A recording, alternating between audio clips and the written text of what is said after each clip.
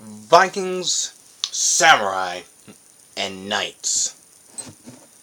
What do they all have in common? One particular creature. And no, I'm not talking about horses. Although, yes, that is a creature the three warriors have in common. No, while knights, samurai, and Vikings all have in common the fact that they are warriors from the Dark Ages of their respective countries and areas. Between Vikings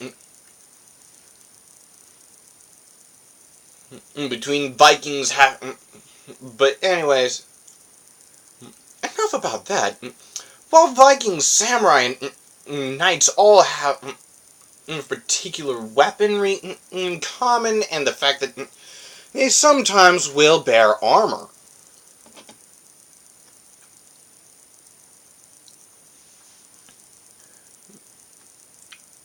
Oftentimes, as in the case of the knights and samurai, I will say this outright. While I may favor samurai and Vikings, I really have to say that despite all this, I'm a bigger fan of knights, being that they are the first, being that, well, nostalgia purposes. Knights are the first of the warriors, the first of the three warriors that I have heard of. And for those of you who have heard the tale of Sir George and the Dragon, which could very well be precious few these days, depending on what all we have, one thing to note is that the one thing that Vikings, samurai, and knights have in common, aside from various pieces of weaponry and copious amounts or lacks thereof of armor, one creature has brought them all together. Dragons.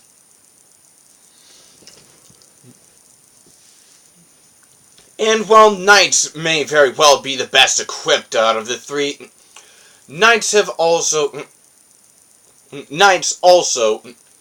have the worst reputation for killing said majestic creatures. Vikings and samurai, on the other hand, don't even bother, because they are either highly feared in the eyes of the Vikings, feared to the point of actually inspiring them to carve dragon heads onto the bows of their boats, or very well respected in the case of the samurai, enough so to be revered as majestic creatures.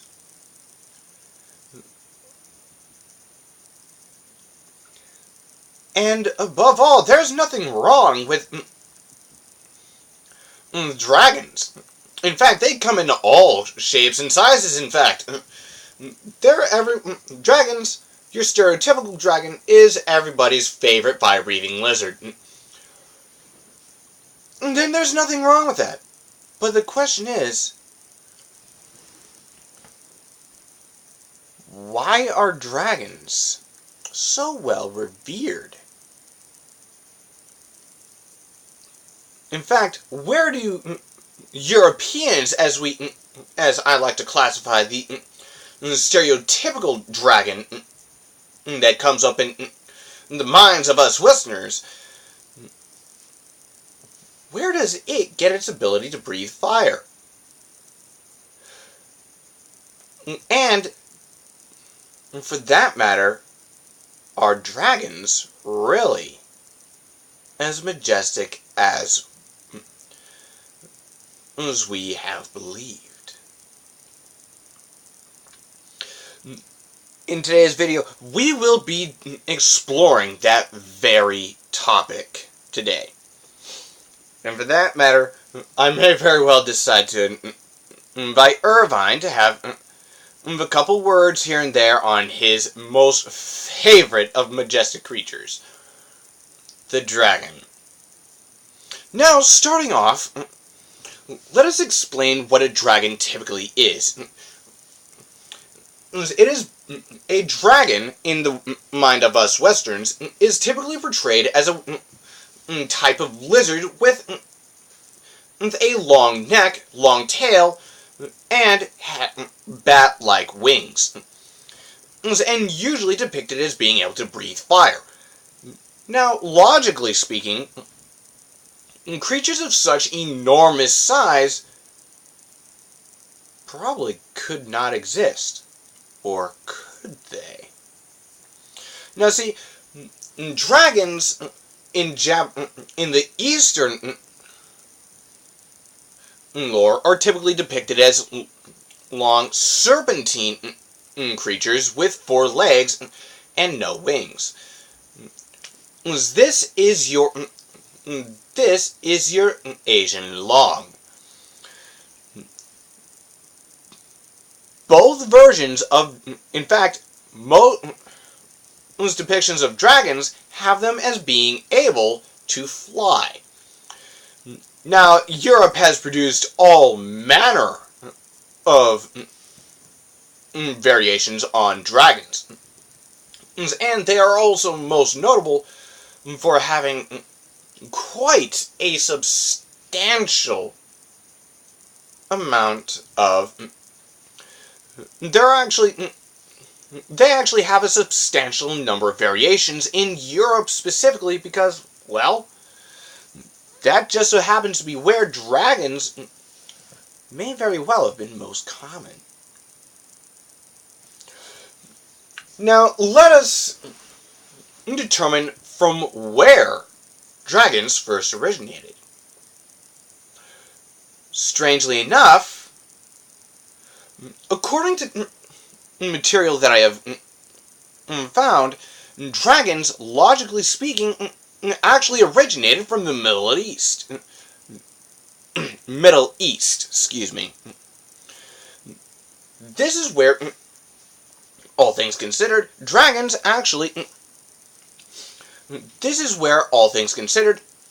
the Middle East is actually considered the origin point for many of today's living creatures, by Christians, Muslims, by a number of different cultures. Most notably, Christians, Muslims, and Jews. Now, dragons are actually mentioned multiple times in the Bible. Enough so that one beggars belief. Well, one beggars the question, how is it that man came to know dragons, and yet we have no fossil evidence, no evidence at all, supporting their existence? At least until recent years, and we have nothing but folklore to tell us about the existence of these creatures being actual fact. The answer to that question is, we do have evidence that supports the existence of dragons. Now note, the Bible was not originally translated into